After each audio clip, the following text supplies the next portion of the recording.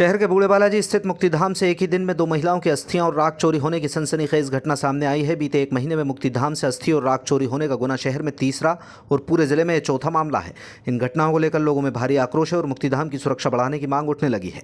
जानकारी के मुताबिक शिवपुरी निवासी दुर्जनलाल गुप्ता की पत्नी कमलाबाई और बूढ़े बालाजी निवासी फूलचंद जाटव की मां रामकलीबाई के निधन के बाद उनका अंतिम संस्कार बूढ़े बालाजी स्थित मुक्तिधाम में किया गया। दोनों ही परिवार और उनके रिश्तेदार उठावनी की रस्म अदा करने के लिए शुक्रवार को अस्थि संचय करने मुक्तिधाम पहुंचे, लेकिन अस्थि संचय करने के दौरान दोनों ही परिजन यह देखकर हैरान रह गए कि मृतदेह की अधिकांश अस्थि और राख अंतिम संस्कार किए जाने वाली जगह से गायब हैं। परिजनों ने इस घटना पर नाराजगी जाहिर की और पुलिस थाने में शिकायत दर्ज कराने की बात कही है। गौर करने वाली बात यह है कि मुक्तिधाम परिसर से सिर्फ मृत महिलाओं की राख और अस्थियां गायब हो रही हैं। जानकार इसे तंत्र मंत्र प्रक्रियाओं से जोड़कर देख रहे हैं।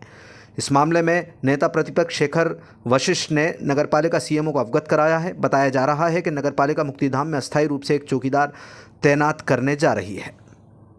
दुर्जनलाल गुप्ता है।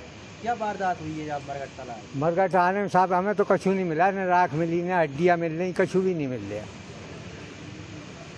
मतलब कि चोरी हो गई है? अब ये पता चोरी हुई है या किसी ने भर ली। चोरी हुई है, जब हमको मिली नहीं तो कुछ भी नहीं मिला। कुछ नहीं मिला, अर्थियाँ भी नहीं, मुश्किल से मिली है थोड़ी सी। तो किनका ध्यान हुआ था आपको? हमारी पत्नी का हुआ था। क्या नाम था उनका? कमलाबाई गुप्ता। कब हुआ था? ये 13 तारीख को, 14 को यहाँ जलाई गई थी। कैसे, मतलब बीमार थी क्या? हाँ बीमार ही थी। हाँ। रहते कहाँ हैं आप? हम रहते तो शिवपुरी हैं, लेकिन हमारा नाती यहीं रहता है तो वो यहीं ले आता। जैसे आप आए तो कुछ राख या कुछ अस्थियाँ मिली आपको? कुछ नहीं मिली, थोड़ी सी अर्थियाँ मिली है, मामूली सी, मतलब चौथा हिस्सा भी नहीं मिली है। तो आपने फिर स्थानीय चौकीदार से पूछी क्या? हमने नहीं पूछी साहब चौकीदार से, या कोई मिला ही नहीं तो पूछते किससे? शिकायत की आपने पुलिस में? नहीं, अभी किसी से नहीं की। शिकायत करने जा रहे हैं क्या? आप देखो, अब यहाँ से तो उठे, कोतवाली जाओगे ना? अब देखते हैं। क्या नाम बताया आपने आपका? दुर्जनलाल गुप्ता। भोजराई नामदेव। क्या वारदात हुई है? ये मेरे पड़ोसी हैं, फूलचंद जी जाटव मेरे बिल्कुल पड़ोसी हैं। उनकी माताजी रामकलीबाई इसका देहांत हुआ था और आज हम 3 दिन के लिए आए तो 4-5 कुंटल लकड़ी, 100 कंडे जलाने पर कितनी राख मिलती है और अस्थियाँ कितनी मिलती हैं? 2 कट्टे भर जाते हैं इसमें ना, हमारे 2 किलो राख और थोड़ी सी अस्थियाँ हैं। ये क्या है, क्या वारदात है शमशान के अंदर, जिन्हें मीडिया के माध्यम से गुना नगर निगम के अंदर तक पहुंचाना चाहता हूं और आपसे निवेदन है कि जो मेरी शिकायत आप गुना नगर निगम तक पहुंचाएं। मतलब चोरी हो गई है आपकी? बिल्कुल नहीं, हम नहीं, क्या है कि जो आप लोगों को राख भी नहीं मिली है, अस्थियाँ नहीं, या चोरी हुई है या इनको फेंक दिया गया है, क्या है? कोई तांत्रिक विद्या? क्या लगता है, कोई चोर ले गया या कोई तंत्र मंत्र? हाँ, तांत्रिक विद्या। नहीं, तंत्र मंत्र तो ये बेकार की चीज़ें हैं, किसी की हरकत है और हरकत के मान में क्या है और ये क्या पाना चाहते हैं, ऐसी वारदात क्यों है? आज 2 लोगों की हुई है ना? आज 2 लोगों की। ये 5 कुंटल लकड़ी, 100 कंडे, उनकी राख कितनी होती है? क्या नाम था इनका? रामकलीबाई। रहती कहाँ है? बूढ़े वाला जी जी। पूरा नाम क्या लिखते हैं? रामकलीबाई जाटव। तो महिला थी ये? वो महिलाएं थी, हमारे धर्म के नाते मेरी माँ थी। हम एक दूसरे भले जाटव और मैं नामदेव हूँ, हम भाई की तरह रहते हैं पड़ोस में। आप उनकी नहीं, मेरी माता ही समझ लें। तुम्हारा नाम क्या है? भोजराई नामदेव। शिकायत करने गए हैं कहीं आप? शिकायत तो जब होती है, हमने जहाँ पे देखा और देखने के बाद हम चर्चाएं की, चर्चे में आया जी मालूम पड़ा है। जाओगे ना शिकायत तो करने? जाओगे? नहीं जाएंगे शिकायत करने। ठीक, पुलिस में जाओगे? पुलिस में चले जाएंगे।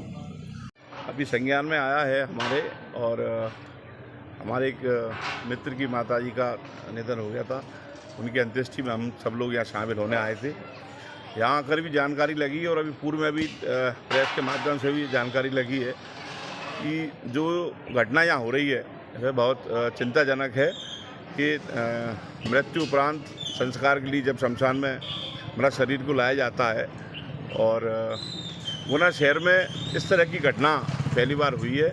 निश्चित तौर पर यह बहुत चिंताजनक है शहरवासियों के लिए, प्रशासन के लिए, नगरपालिका के लिए, कि मृत शरीर की जो अस्थि संचय कार्यक्रम होता है, इसके उपरांत यहाँ आने पर लोगों को जानकारी लगी कि अस्थियों का जो संचय होता है, कई परिवारजन ऐसे आए जिनकी अस्थियाँ के जो अवशेष हैं वे यहाँ गायब मिले हैं।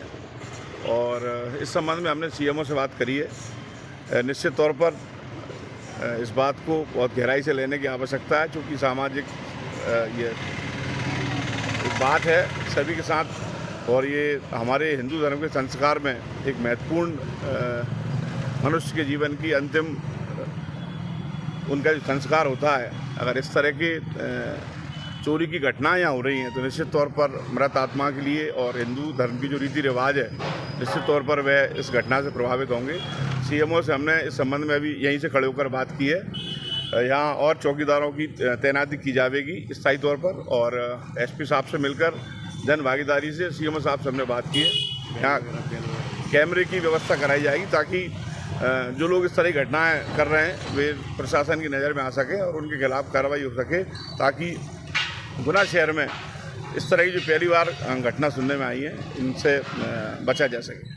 15 दिन पहले भी ऐसी घटना हो चुकी है। हाँ, मैंने बताया ना, प्रेस के माध्यम से जानकारी लगी है। विशेष तौर पर जो मृत महिलाएं होती हैं, ऐसा सुनने में जानकारी जो मिली है कि महिलाओं के शरीर के जो अस्थियां हैं वो यहाँ से गायब हो रही हैं। यह बहुत चिंता का विषय है। प्रथम दृष्टया क्या देखा जाता है, कौन हो सकता है जो कि निश्चित तौर पर इस तरह की जो घटनाएं हैं, ये तंत्र विद्या से जुड़े जो लोग हैं उसको अंजाम दे रहे होंगे, और उनके साथ जो भी इस तरह की कोई कड़ी जुड़ रही होंगी उनको पकड़ा जाएगा और उनके खिलाफ कड़ी कार्रवाई की जाएगी।